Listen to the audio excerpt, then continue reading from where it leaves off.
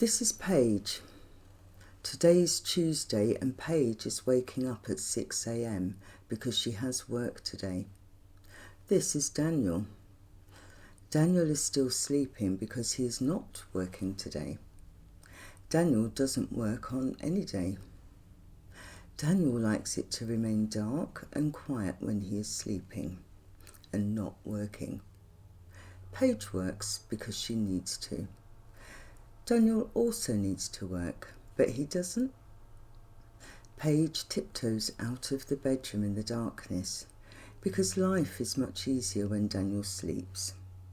She is very good at being quiet and kept in the dark. Here is the morning. It is a very special morning. Daniel doesn't know it, but Paige does. Today, a new sofa is coming.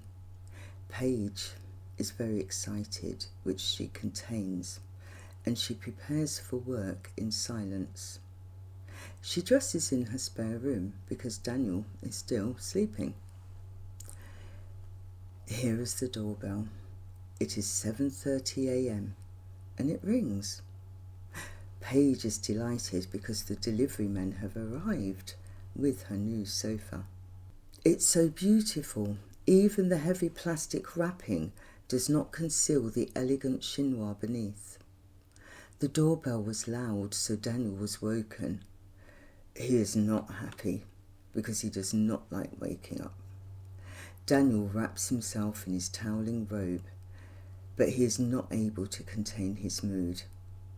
He descends like a storm. Daniel scolds Paige and bewilders the delivery men as he creates a dramatic scene. Silence befalls. Daniel is wearing his navy robe. Paige and the delivery men are wearing proper clothes. The delivery men are cheery, undeterred by Daniel's bizarre tirade. They navigate the sofa through the impossible angles of Paige's apartment and the adversity. They succeed. The sofa is in. Daniel is impressed by the delivery men's efforts. He momentarily forgets about his anger. He smiles as he tips the delivery men. The doorbell debacle was not their fault. Daniel feels tired, so he goes back to bed. As he ascends, he is reminded of Paige's betrayal, and his smile is replaced with a frown. As Daniel falls asleep, he plans to reprimand Paige again later on. Here is the new sofa. It is perfect. Paige looks at the sofa.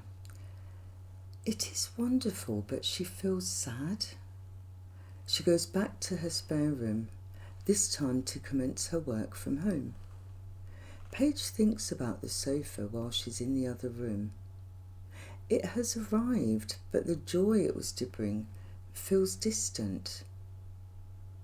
It is 11 a.m. and Paige is still working. Meanwhile, Daniel is waking. He is overwhelmed as the memories of the doorbell and the sofa come flooding back and engulf him. Daniel sits on the new sofa and admonishes Paige. Paige is confused because she had no idea there was a law governing sofa deliveries.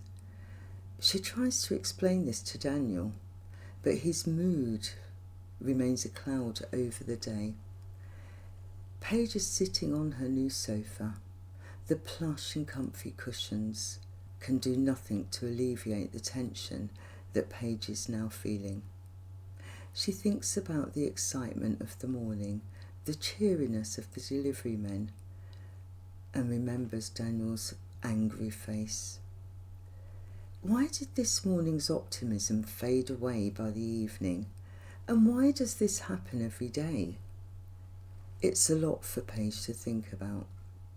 Just one single day without an angry face would be a very nice day indeed.